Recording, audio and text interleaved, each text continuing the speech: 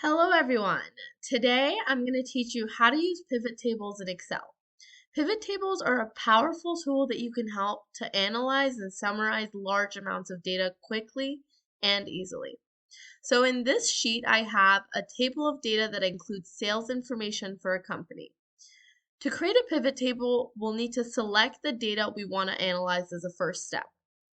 I'm going to do that by selecting all my columns and rows that I need. So once I've selected my data, I want to go to the Insert tab on the ribbon at the top of the Excel window right here. And we're going to click Pivot Table.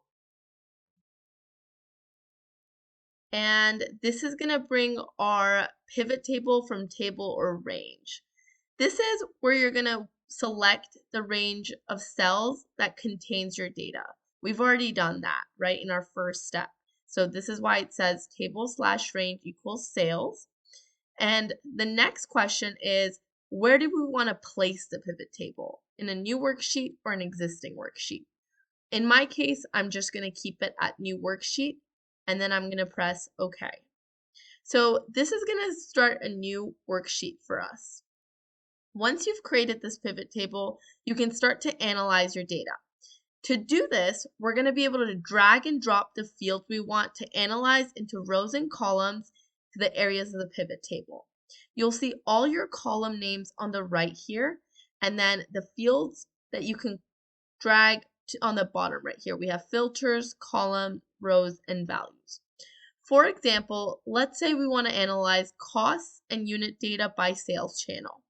So in our case, we would drag sales channel field into either rows or columns. So let's go ahead and do that. We're going to do sales channel, or we're going to either put it in columns or rows. Let's start with putting it into our rows column. Next, we want to add a value field to the pivot table. This could be a field like sales or revenue. To add the value field, you simply drag the field into the values area, the pivot table, which is right here on the bottom right corner. In my case, I want to look at, let's say, the unit cost and the order quantity by our sales channel. So I'm going to do that by selecting my unit cost and dragging it to values. And you'll see it actually already added the sum of our unit cost here. And as a next step, I'm going to add in our order quantity, again, also under our values, and that added a new column for us. Now, I'm going to go ahead and update the formatting of our unit cost by selecting it under the Home tab into Accounting Number Format. I'm going to keep the quantity to be as is. Now, let's say instead of looking at the sum of the unit cost, I want to have an idea of what the average unit cost is instead of sum.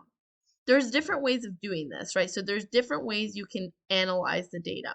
So I'm going to go ahead and select sum of unit cost, the little drop down right here, and click value field setting.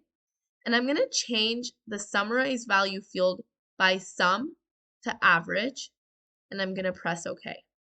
And as you can see, we now are looking at by sales channel, the average of our unit cost, as well as the sum of order quantity, which is pretty much just giving us the large data set in a really nice and clean manner.